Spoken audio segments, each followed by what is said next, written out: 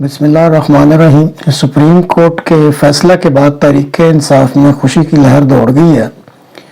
تقریب حلف برداری ہونے جا رہی ہے۔ اس وقت آج جو ہے پاکستان سٹینڈرڈ کے ٹائم کے مطابق وہاں تقریباً 1 بجا ہے اور آج جولائی کی 26 تاریخ ہے۔ اس تقریب سے پہلے ایک ویڈیو وائرل ہوئی جس میں عمران خان صاحب ڈوبتے سورج کا نظارہ کر رہے ہیں۔ تحریک انصاف کے جو حامی تجزیہ نگار ہیں وہ خوشی کے ڈھول پیٹ رہے ہیں۔ مخالف کیمپ شطرنج کی جو دوسری بازی کی بساط ہے وہ بچھا رہا ہے۔ ایک طرف یہ سارا شور و غوغا برپا ہے، لیکن اس سارے شور و غوغا میں اس شخص کا ذکر ہی نہیں جس کے ہاتھ میں پاکستان کی حکمرانی کا ریموٹ کنٹرول ہے۔ جنرل باجوہ نے بیرونی مقتدر طاقتوں کی شہ پر اور پاکستان کے اندر جو بکاؤ مال تھا اس کی شراکت سے ایک کھیل کھیلا، سب کو علم ہے اس کا۔ اس کھیل کے کھیلے جانے پر جنرل باجوہ کو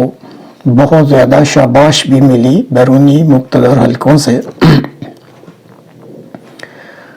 لیکن اس کو آپ شومی قسمت کہیں، بدقسمتی کہیں یا خوش قسمتی کہیں کہ اس بار مقابلہ پٹھان کے بچے سے پڑ گیا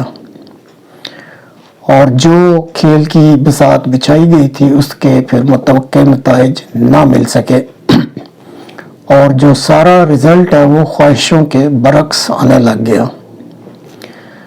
اب اس صورتحال میں ایک راستہ لڑائی جھگڑے کا تھا جو جان بوجھ کر چھوڑ دیا گیا کیونکہ یہ کسی کے بھی مفاد میں نہ تھا، لیکن اب جو صورتحال بنی ہے اس سے نمٹنے کے لیے شطرنج کی اگلی بازی کی بساط بچھائی جا رہی ہے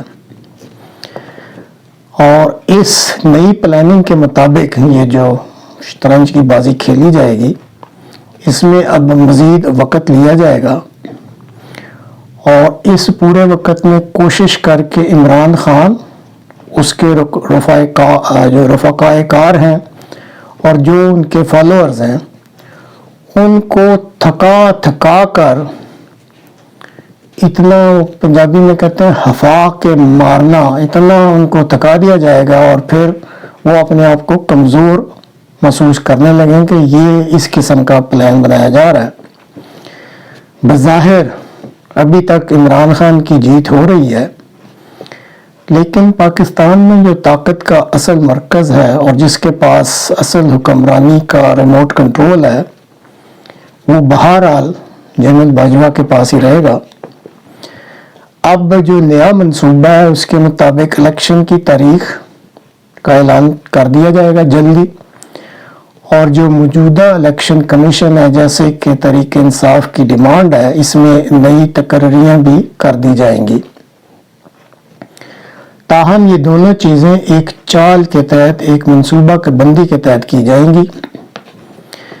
اب جو لوگ ملک کی سیاست اور یہاں پہ جو طرز حکمرانی ہے اس پر جو گہری نظر رکھتے ہیں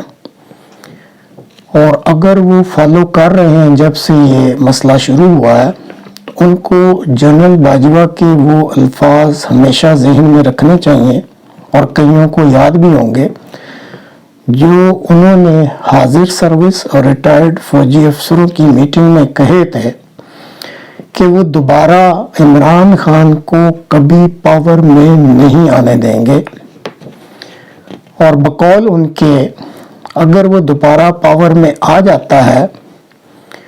تو پاکستانی فوج کے جو سربراہ میٹر کرتے ہیں ان کی اور امریکہ کی ملی بھگت سے اس خطہ میں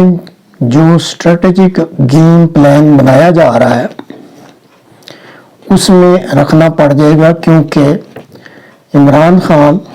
اس سارے نقطہ نظر کا مخالف ہے۔ اب جنرل باجوہ کے لیے جو پروپیگنڈا کرنے والے ان کے رفقائے کار ہیں یا جو بھی ڈپارٹمنٹس ہیں جلد ہی ان کی ایک اضافی مدت کی تیسری ایکسٹینشن کے لیے اپنا راگ اپنا شروع کر دیں گے اور پھر پوری کوشش کی جائے گی کہ ان کو اضافی مدت مل جائے، اور بظاہر صورت بھی ایسی ہی لگ رہی ہے۔ اب الیکشن کی تاریخ کا اعلان بھی کر دیا جائے گا، الیکشن کمیشن میں بھی تقرریاں کر دی جائیں گی، لیکن اس سے پہلے اگر اضافی مدت کا فیصلہ ہو جاتا ہے اور ان کو اضافی مدت مل جاتی ہے، اور ساتھ ہی پھر ٹیکنوکریٹ کی ایک عبوری حکومت بھی چونکہ آئین کے مطابق قائم کرنی ہوتی ہے جس نے الیکشن کرانا ہے، تو وہ لے آئی جائے گی۔ پھر جو ہی اضافی مدت مل جاتی ہے جنرل باجوہ صاحب کو، تو اس پلان کے مطابق یہ جو ٹیکنوکریٹس کی حکومت عبوری طور پہ قائم کی جائے گی، اس کو کہا جائے گا کہ یہ مزید اپنا کام جاری رکھیں، کیونکہ ان کی اس طرح کی مدد کی جائے گی کہ جو فوری مسائل ملک کو درپیش ہیں ان پر کچھ حد تک قابو پانا شروع کر دیں گے۔ اب یہ پلان کیوں ہے کہ اگر عبوری حکومت یا ٹیکنوکریٹس کی حکومت کو مزید اضافی مدت دی جاتی ہے تو اس طریقے سے پھر عمران خان صاحب کو پاور سے باہر رکھا جا سکے گا۔ گو بظاہر الیکشن کی ڈیٹس کا اعلان ہو چکا ہوگا اور یہ پریشر آئے گا کہ الیکشن کرایا جائے، لیکن جیسے کہ بتایا ہے کہ اصل حکمرانی اور اصل طاقت کا ریموٹ کنٹرول تو فوجی سربراہ کے پاس ہوتا ہے، تو کوئی بھی ایکسکیوز یا عذر بنا کے الیکشن کو ملتوی کیا جا سکتا ہے۔ لیکن اس ساری صورت میں جو اب تک عمران خان کی پالیسی ہے اور جس طریق سے وہ میدان میں ڈٹے ہوئے ہیں اور قوم کو اپنے پیچھے لگا کر چل رہے ہیں، تو اگر تو پاکستانی قوم کو اس بات کی سمجھ آ گئی اور اگر یہ پٹھان بچہ میدان میں ڈٹا رہا مستقل مزاجی سے، تو پھر ان کو اپنی چالیں چلنی پڑے گی اور یہ ساری چیزیں ان کو ذہن میں رکھ کے اپنی منصوبہ بندی کرنی پڑے گی۔ تو پھر یہ دیکھنا ہوگا کہ کون کامیاب ہوتا ہے۔ آخر میں عمران خان صاحب کے لیے مخلصانہ مشورہ ہی ہے کہ وہ بانی پاکستان کے جو حکمرانی کے اصول ہیں ان پر لائحہ عمل بنائیں اور ان اصولوں کو اپنے رہنما اصول بنا کر پاکستانی قوم میں شعور کو اجاگر کرنے کی کوشش کریں، اور پھر یہ بھی اپنے ذہن میں رکھ لیں کہ جب تک ان میں دم خم ہے اور اللہ تعالیٰ نے انہیں صحت دی ہے تو وہ میدان میں ڈٹے رہیں۔ تو بہت ممکن ہے کہ جو ایک طرف اصل مقتدر حلقے منصوبہ بندیاں کر رہے ہیں بیرونی طاقتوں اور اندرونی بکاؤ مال کے ساتھ مل کے، تو بہت ممکن ہے کہ عمران خان کا جو تسلسل کے ساتھ کام کرنا اور مستقل مزاجی اور پھر عوام کا ان کا ساتھ دینا بہت ممکن ہے کہ یہ کامیاب ہو جائے۔ ہماری تو یہی دعا ہے کہ جو کوئی چیز اس یا جو بھی منصوبہ بندی اس قوم کے لیے بہتر ہے، اللہ تعالیٰ اس کی راہ ہموار کر دے۔